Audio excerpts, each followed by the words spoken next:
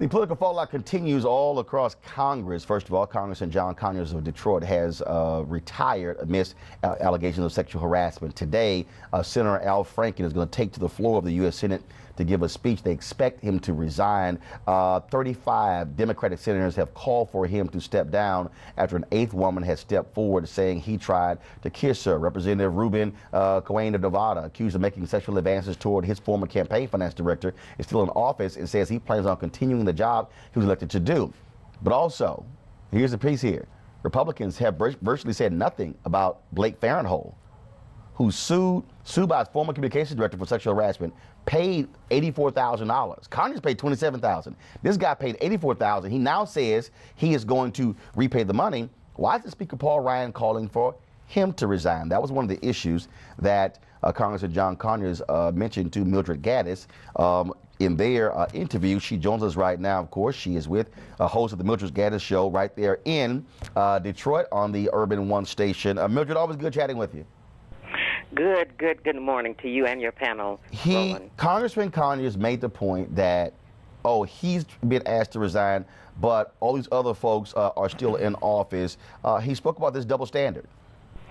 You know what, Roland, you're absolutely right. Farenthold is spent about 3 times what Conyers' expenditure was. But here's the question.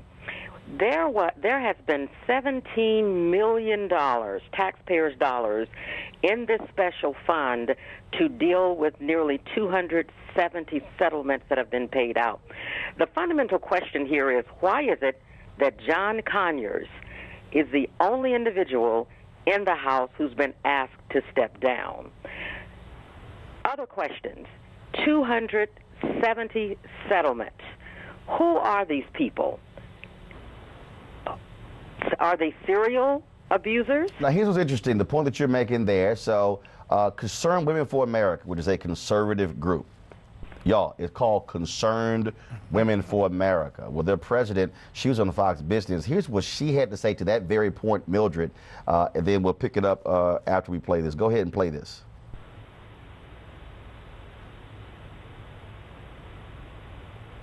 Guys, we do that sound bite?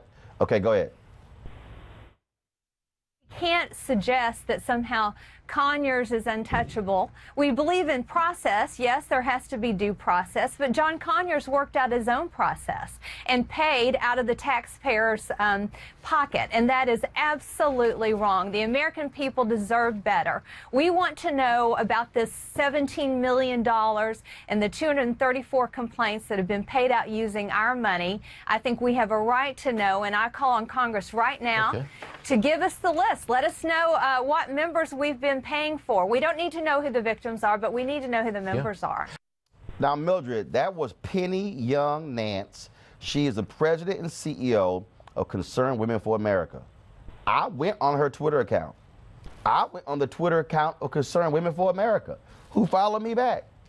There's not anything on those 2 accounts saying anything about Republican Blake Farenthold. Nothing. Well, you know what? Randall Robinson says that we should never fail to call a particular thing exactly what it is. You have 2 congressional individuals, one black, one white, one being treated one way and another being treated differently. John Conyers was never afforded the opportunity to pay the $27,000 back. However, this individual out of Texas says, I'll write a check and let's be done with it. And you're absolutely right. There has not been a call for his resignation. But here's what's happening right now. A group of individuals will be in Washington next Wednesday at a press conference at the National Press Club, and they're going to call for full disclosure. They're going to call for the books to be opened and the names to be revealed as to who these individuals are. $17 million. $27,000. Come on, guys. Mildred Gaddis, we appreciate it. Thanks a lot. Thank you very much. Quickly to our panel here, Robert, I'm going to start with you. Let's just be clear, and I tweeted this yesterday. Republicans care about power. Democrats care about fairness. Democrats have called for, multiple Democrats have called for the 3 Democrats accused of sexual harassment to resign their seats. You do not have a group of Republican women. Only one Republican woman, Barbara Comstock of Virginia, has called for Fairholt to resign. The Republican National Committee, Donald Trump, and the party is supporting Roy Moore. The Republicans do not care about appearance, about what's right. They want to hold on to those seats with power, and Democrats are going to cast their folks aside with Republicans like, great job. Oh, no, our people staying. This has been an amazing display of political cowardice on both sides of the aisle, but particularly with the Republicans. When everyone disendorsed Roy Moore 2 weeks ago, and then when it looked like he's going to win, because he's probably going to win 60-40, everybody's back on board because of that issue of power. There needs to be a zero-tolerance policy. If there is a credible accusation against you, if you have paid somebody out money from taxpayer dollars in order to silence them, if you have been accused of multiple accusations of sexual harassment and sexual assault, I have plenty of friends who have worked on the Hill over the last decade. Every single one has a horror story. Everyone can be the Me Too, and they're blackballed if they tell anybody about this. So we need to have a policy that we open up the books, we open up the process, and we get these people out of government. We don't vote for people and pay them a salary to go to D.C. to sexually harass women. Put them out, get new people in there, get people in there who aren't just paying lip service, who actually care about the issues. Yeah, but you know, Roland, I'm sorry, go right ahead. No, I was going to say the interesting thing here is I'm looking at the silver lining in all of this, right?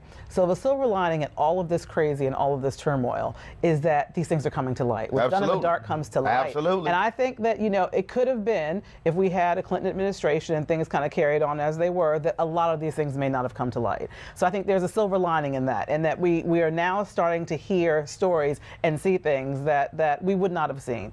Now, the interesting thing here is when I look at things like Atlanta and the vote in Atlanta, and kind of if you look at what's happened over the past few days, the mayoral vote, the interesting thing is if you look at the number of people who voted, it was something like 92,000 of a city of 5 million, right? Okay, so the thing here now is once we have all the information we need, folks need to get out and vote. This goes back to getting out to vote. You've got, if we're going to shift it, folks need to do that. If you look at the fact that real quick, Roland, but it's worse than what you described. The Republicans, they care about power, but they care about winning.